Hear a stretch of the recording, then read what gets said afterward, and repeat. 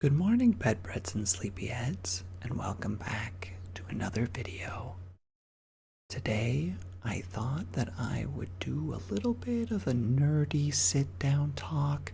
I haven't really had a lot of time to make any videos recently, and I've been really getting into Dungeons and Dragons again. It's been quite a while since I've gotten an opportunity to play it, and I've been really deep diving into my character recently. So I thought what we could do today is I would sit down and tell you about it. And I hope that that's appealing to you. I will try to speak softly and make this as relaxing as possible, even though it's going to be really, really, really nerdy because I want to deep dive into this a little bit. But we're going to go ahead and do that. So please sit back, relax, get cozy, get comfortable, and let's talk about my Dungeons and Dragons character. If you see me at all looking in this direction, it means that I am specifically looking at one of the PDFs that I own in order to make sure that my information that I'm trying to say is accurate, because even though it doesn't really matter, I can just speak vaguely. I would prefer to at least be able to explain something to some degree. So, let's begin. So the character that I've created is named Kukare. Kukare is a tiefling fighter of the Rune Knight subclass. Now, for those who have no idea what Dungeons and Dragons is, a tiefling is the equivalency of a person who has devil blood in their background. Essentially, the idea being that one of their parents likely made some kind of a contract with a devil, and because of that, there is a specific sort of geneticness to it. So they are born with more devil aspects. They have colored skin, usually of reds, blues, or purples. They have horns. They usually have a tail. They can sometimes have particular types of things on their skin, like spikes or the like, and they are always considered to be slightly magical to some degree due to the aspect of their connection to fiends. Now, a fighter, as you would expect, is a very bog standard class that a lot of people tend to joke about a little bit. Oh, you're playing a fighter, you're the meathead who likes to just hit things with weapons. And though I do enjoy doing that, I did create this character with a fair bit of depth. So what I created today is a ranged throwing weapon specialist. Now what that means is that this character has taken the weapon fighting style of thrown weapons. Now, what's important about that is that the thrown weapon fighting style allows you to make multiple throwing weapon attacks per turn, which is very important for fighters, as fighters over the course of their levels will get more attacks per turn. Not included some other things that I won't get into, because even though I'm going to dive into this pretty deeply, I also don't want to get really crunchy about this. I just kind of want to nerd out about the idea that I've had. So the thing that I was struggling with the most was, what kind of a weapon should this person use?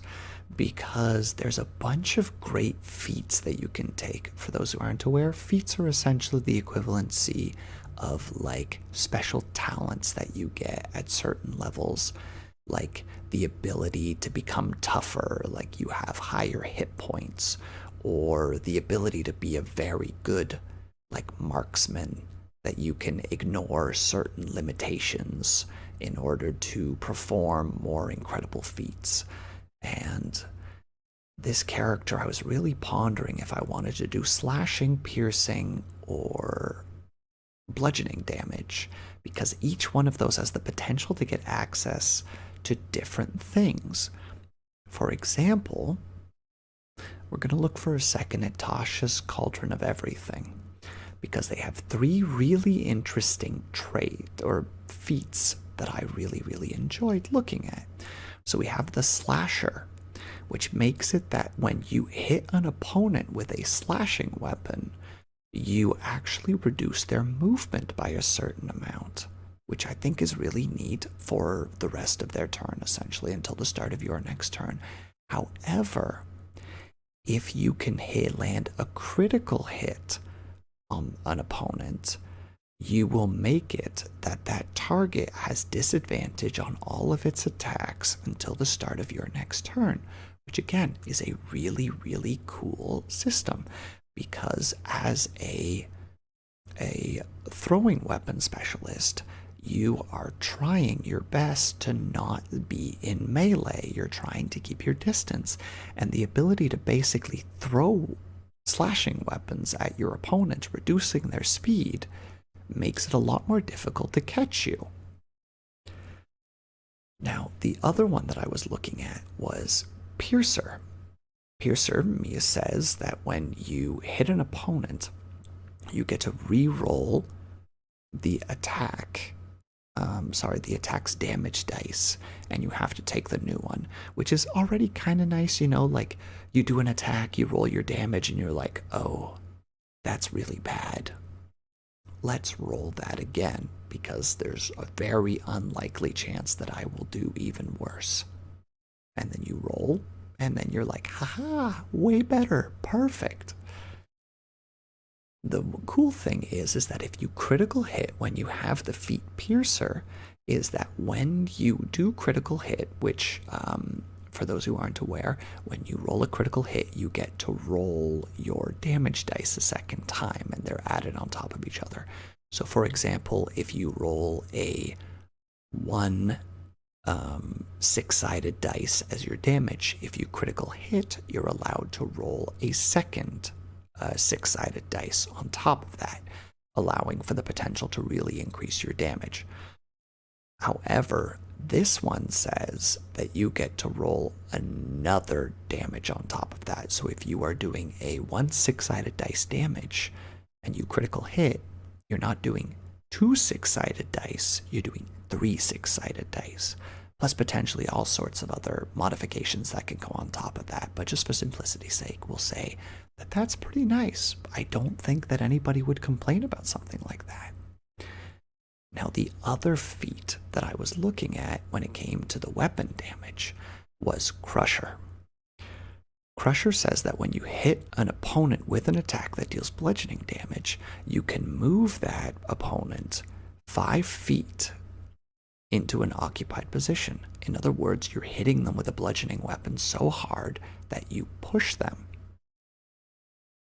I think, again, really nice. You're building distance between you and your opponent. You're manipulating the battlefield. You know, there's a lot of good benefits here to be able to do that. Now, the other thing is that when you critically hit an opponent with a bludgeoning weapon, it means that from now on, all attacks against that opponent until your next turn have advantage. I realize I never explained what that actually means. So when you attack in Dungeons & Dragons, you roll a 20-sided dice and then add a bunch of modifiers to see if you hit your opponent. Again, we won't go too deeply into it, but basically you roll a dice. If you roll high enough, you can do a hit. What advantage does is you roll 2 20-sided dice, and you take the best of the 2. So if one is a 5 and one is a 17, congratulations, you rolled a 17. Disadvantage does the exact opposite. You roll 2 20-sided dice, and you take the worst of the two. So in the same example, if you rolled a 5 and a 17, unfortunately, you rolled a 5. Now, in the case of opponents, that's great, especially if an opponent has a lot of attacks. If they can do, say, 4 attacks a turn, and suddenly every single one of them is at disadvantage, each one of them has now gained a very good chance to either be a miss or a non-critical, both of which are really, really good.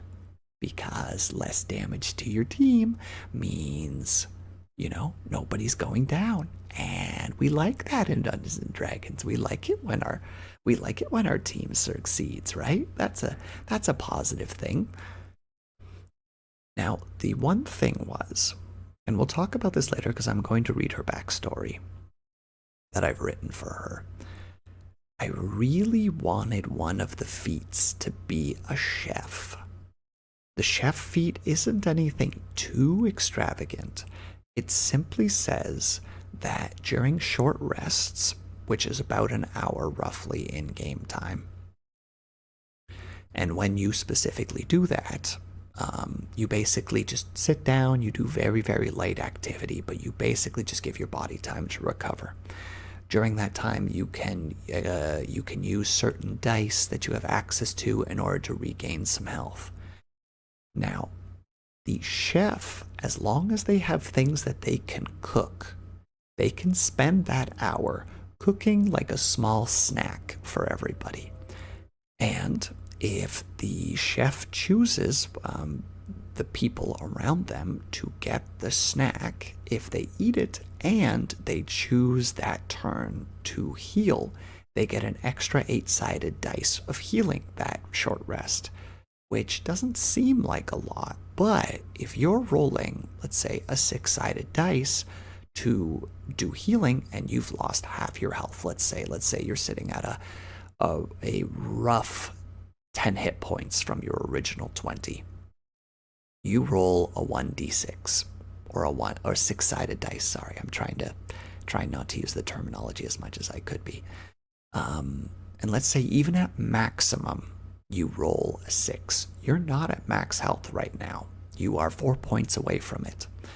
However, if you get an extra 8-sided dice on there, that already puts you in a very good position, because the average of those, roughly the average of a 6 is about a 3.5, which means that the average of an 8 is a 4.5. Those two combined in terms of averages is already more than the maximum of the 6 that the 6 can give you specifically, which is great. We always enjoy a good bit of healing after a rough fight, and just having that little extra is just really nice. Now, the other nice thing is that the chef, as long as they do certain amount, they meet certain requirements. They either work for an hour or they finish a long rest, which is 8 hours in game.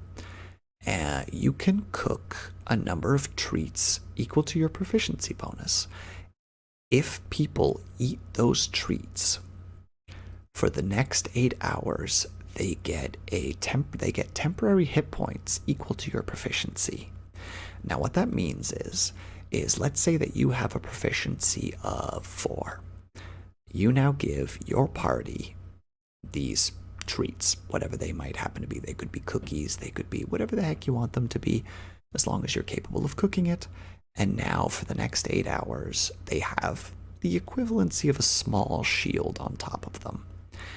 Is that going to protect them that much?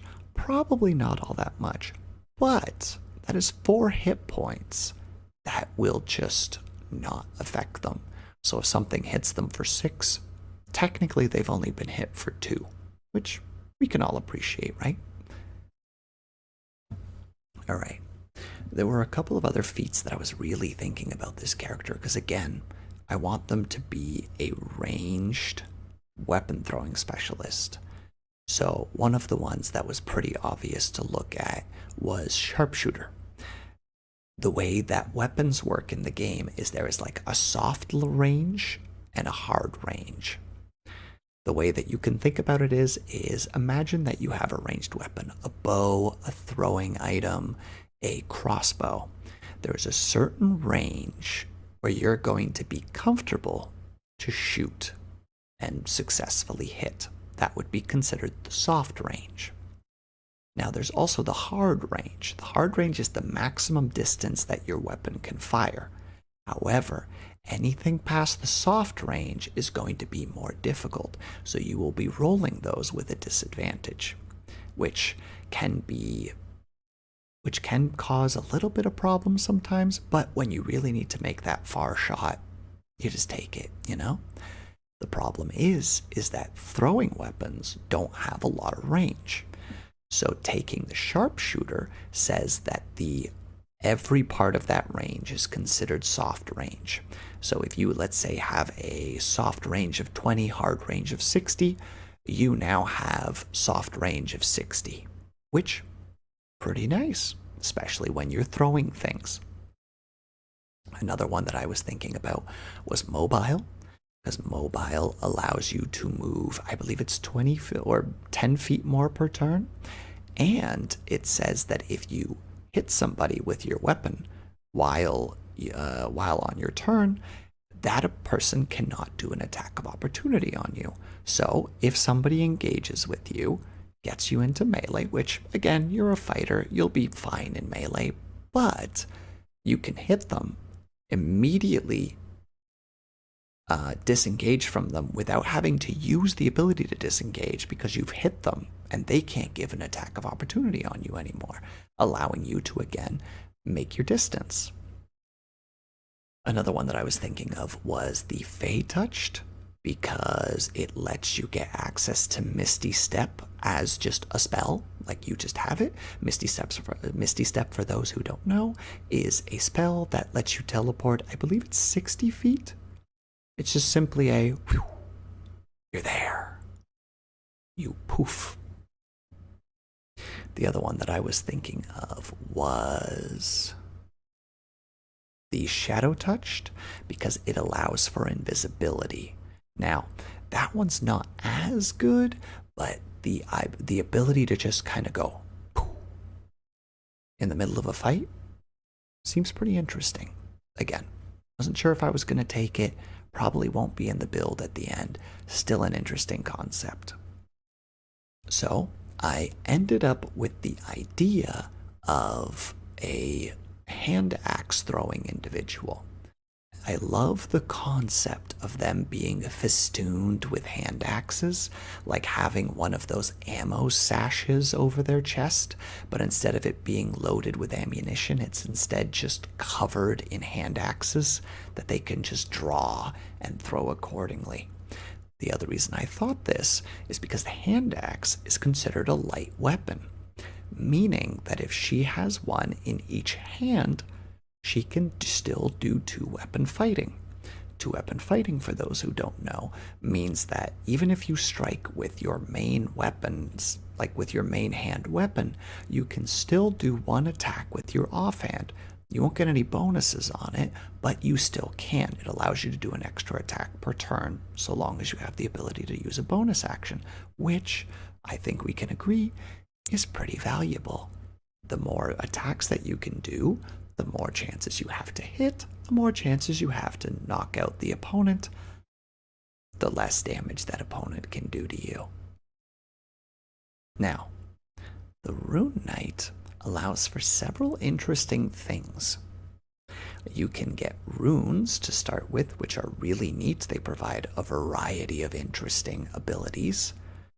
They also provide the ability to let you increase in size and do bonus damage to your attacks, which again is really nice. Now, mind you, you can only do the damage once per turn, but that's still an extra 1 6-sided dice per turn. Another ability that I thought was really neat, by the way, we're starting at level 7 specifically, so I realize I should have stated that earlier. Now, the other thing is that you get an ability called Runic Shield. Runic Shield says that when you see another creature within 60 feet of you hit by an attack, you use your reaction and say, re-roll that. So if you see one of your teammates getting hit, you watch the attack hit. The dungeon master says that's a hit. You can say, roll it again. Now, mind you, they have to use the new roll. So there is the potential that they will still hit. There's even the very awkward chance that you might accidentally cause a creature to critical hit. But in a moment of desperation, if let's say your sorcerer is in melee with a very large hammered boy who is about to bonk him on the head, and we all know that the squishy boy is not going to survive that bonk, the runic shield has the potential to save that boy's life. So, regardless of the potential drawbacks, I do think that it is very much a worthwhile thing to pursue. Now, for those who are here for the story time, I am going to begin reading the story for you guys now. If I fumble a little bit, I apologize because I have mentioned in the past that I am dyslexic. So if I fumble at one point, I apologize. I will try to edit those out to the best of my abilities. But sometimes after the 5th time, you're like, maybe today's just not the day, you know? It's always fun to struggle with dyslexia in that regard, where your brain just will not accept a word. And sometimes you just need to have that moment of honesty with yourself when you say, no, I don't think we're getting this word today. And that's okay. We're gonna deal with it. So, without further ado, here is Kukare's backstory. Just a little additive here. Tieflings have a very interesting little function where sometimes they name themselves after virtues of themselves, things that they aspire to or that they crave. So there are tieflings that are called hope or vengeance or redemption, and in accordance to that, you kind of get a glimpse into who they are. I just needed to say that beforehand because their names can change over time, much like Kukare's is going to be. So just to give that little context to start with before we begin. Last interruption, I promise. Let's get the story going. Kukare, born Blue, that's their name by the way, they start their name as Blue, was born Blue on the western side of Yuzo Isle in a small fishing hamlet. With a constantly sick mother and a stubborn father, she was quickly put to work in the family trade. She knew the ins and outs of fishing by the time she was 7 and was sick of fish by the time she was 8. The moment she was old enough, she rushed to the nearby town of Bauer to take up apprenticeship in the shipwright trade. Here, she became very familiar with a variety of tools, her favorite becoming the hand axe. Still, every copper piece that wasn't spent on lodging was sent back to her family. It was during this period that she stumbled upon her first cookbook. Accidentally acquiring it from a traveling merchant, Blue began to dive deeply into its pages. The recipes were simple, even for her, but they were a change to the monotony that was the food for the poor.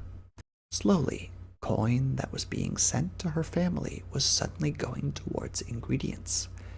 Gaining access to a small kitchen during the evenings of her shipwright contracts, she began experimenting with new mixtures, flavors, and spices.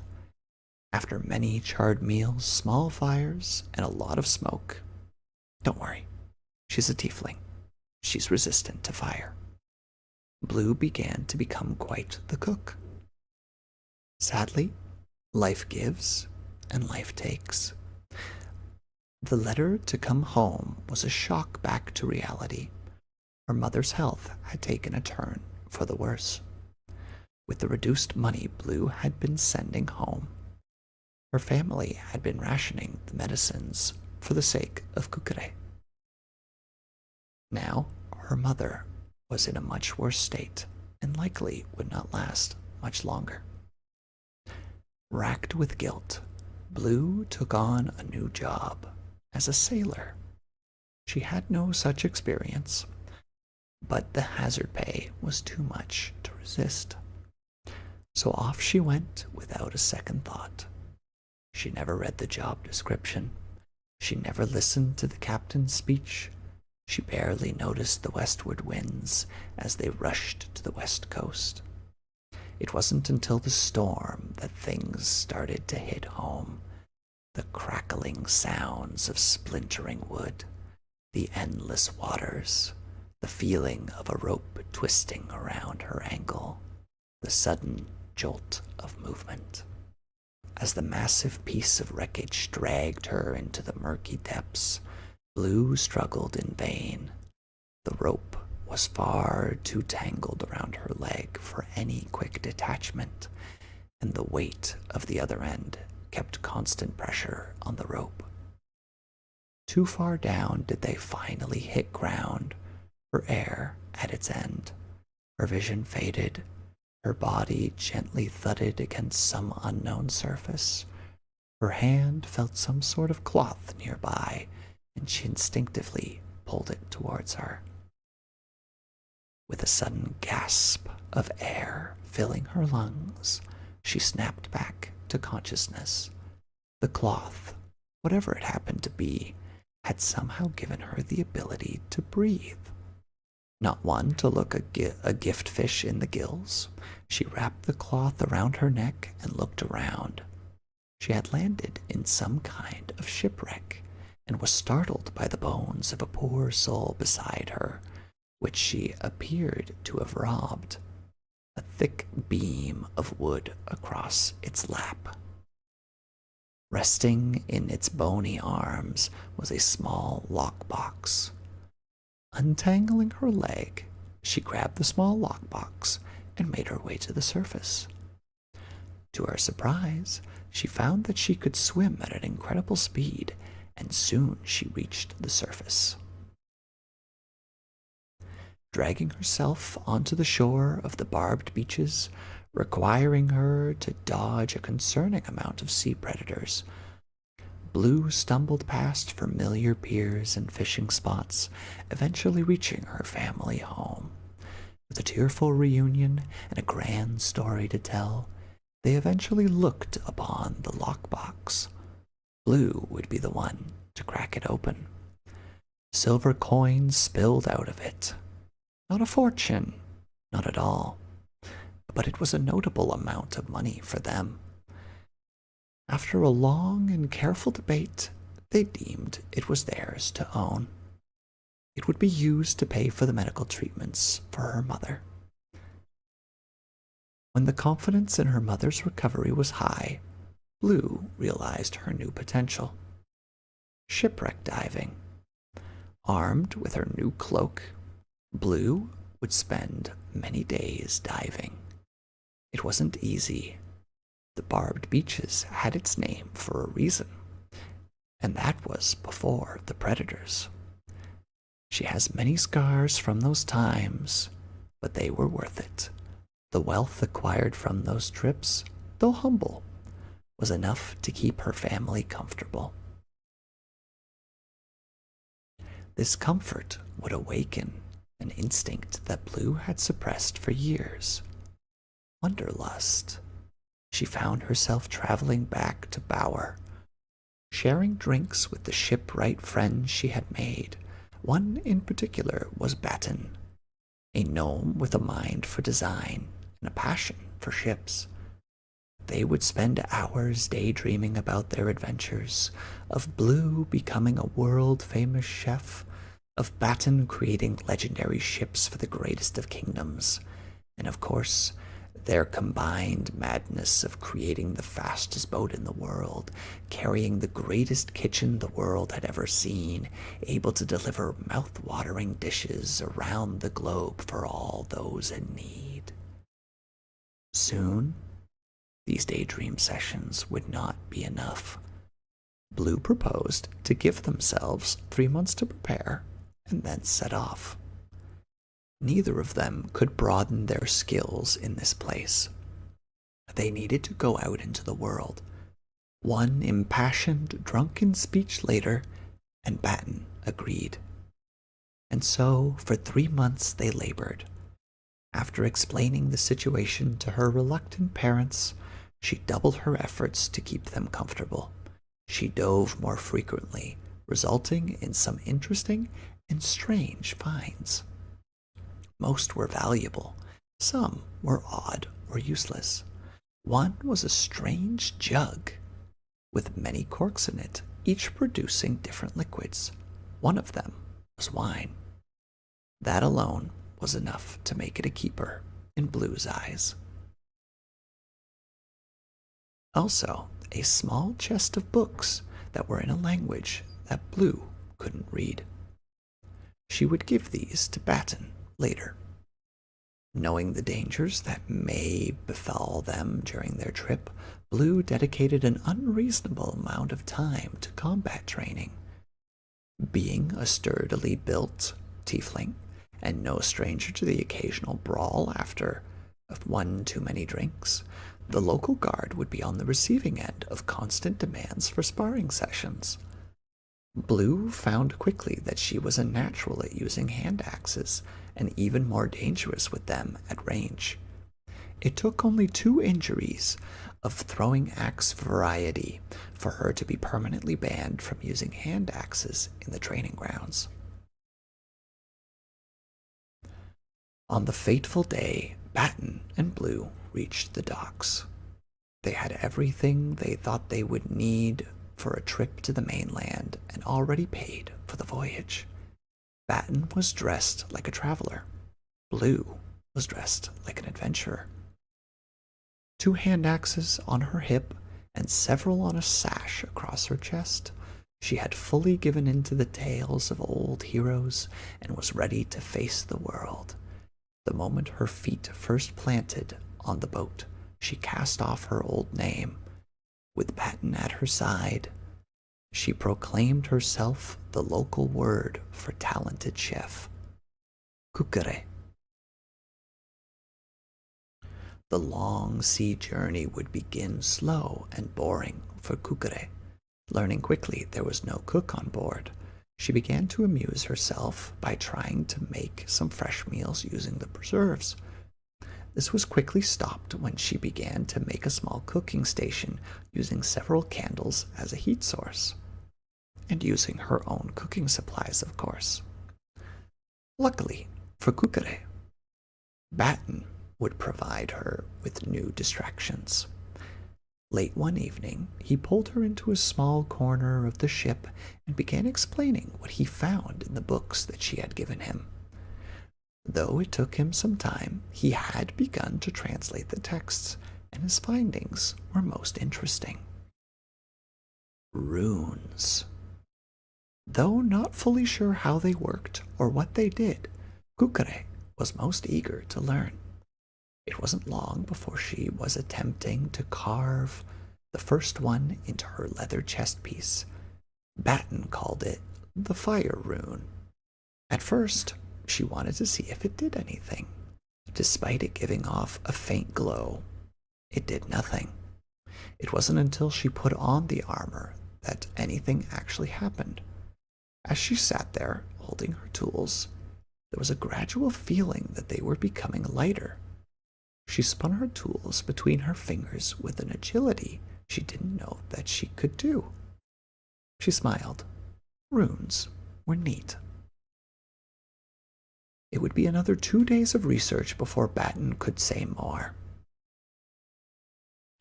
Kukere had amused herself by carving wooden ships out of spare wood, using his designs as a guidance. She thought they turned out quite nice, especially with her runic tool abilities. As Batten was explaining the finer points of runes, the boat shook violently. A familiar sound of splintering wood filled Kukure's ears.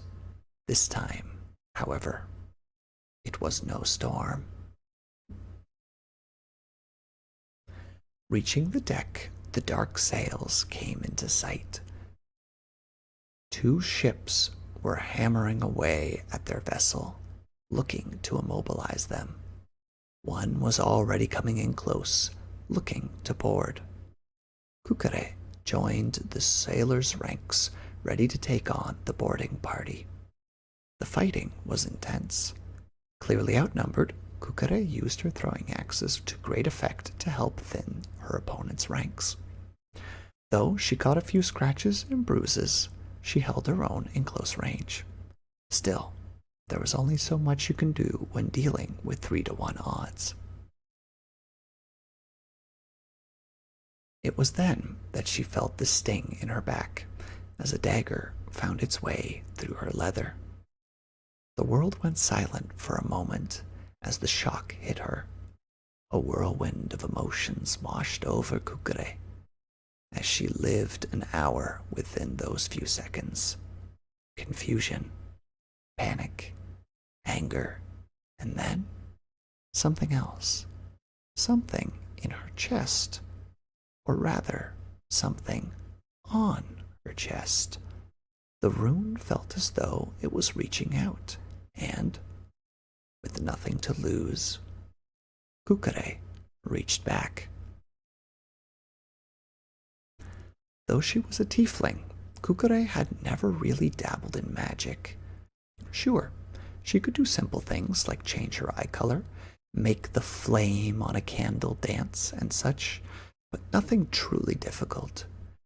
So it was quite a surprise for everyone, including her, when suddenly she stood there on the deck, more than doubled in size.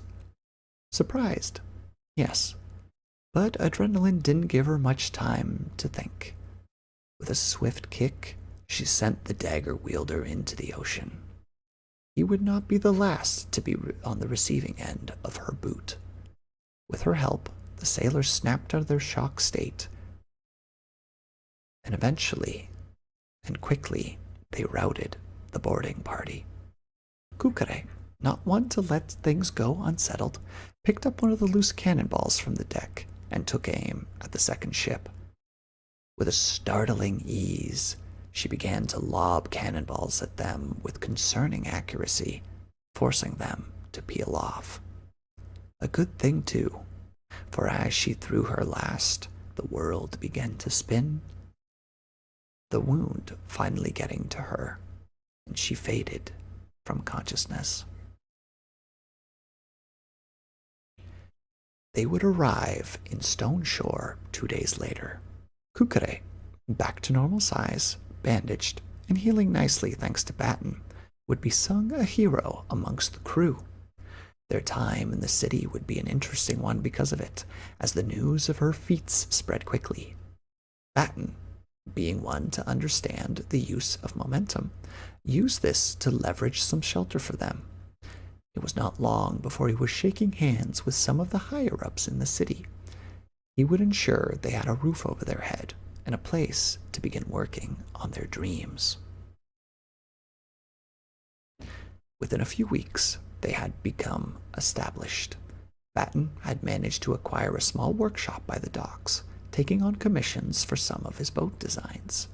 Kukure picked up a job as a cook in a nearby inn, where she got to experiment with all sorts of wonderful dishes that gave the inn quite the boost in popularity. It helped that the owner could boast that he employed the Amazonian cook, a title the locals had started calling her. She didn't really understand it, but she wouldn't deny the people their fun. Though she helped in the workshop as often as she could, Kukure's drive to learn new dishes would often get the better of her. Hands-on in her ingredients gathering, she was often found fishing, exploring the forest for herbs, or going on several-day hunting trips to get more materials for her new dishes. The inn had begun using a color-coding system on the front door whenever Kukure started cooking a new dish. Green meant that it was something similar to what she had done before. Yellow was something new, but she assured the owner that she was confident in the dish. Red. Well, red meant at your own risk. This was how their lives would roll for the next while. It was a comfortable living, despite the occasional hunting, adventures, or mountain expedition. Kukure kept up with their combat training, finding no shortage of opponents to spar with in the city. Batten and her kept up the researching of the runes, both realizing they were too valuable not to pursue. Though they did discover something odd. For some reason they couldn't understand, the runes did not affect Batten. Whether carved by Kukure or Batten himself, they never seemed to activate on him. Though slightly disappointed, he continued to be the scholar he was and continued to read up more. Soon Kukure would have 2 other runes on her person, each with their own unique effects. Effects she hoped she never had to use, but was ready to use if needed. Someday, perhaps. And that is the backstory of Kukure. I hope that you guys had a great time listening. I know that I had a lot of fun telling the story. If you guys would like to hear more videos like this of me just talking about the general ideas of characters that I've created and their backstories, please by all means leave a comment down below. I would love to hear what you guys are thinking. But for now, this is where we're going to end for the night. So, as I always say, thank you, thank you, thank you, bedbreads and sleepyheads, so much for being here. I hope that you guys are feeling lovely, relaxed, and sleepy. I hope that you guys are having a great week or weekend, whatever time it might happen to be for you. I hope that you guys are taking care of yourselves. I hope that you're drinking plenty of water. And when you finally do sleep, whatever time it might happen to be for you, I hope that you have a very restful sleep. Have yourselves a great night, bedbreads and sleepyheads, and I will see you guys in the next video. Bye-bye.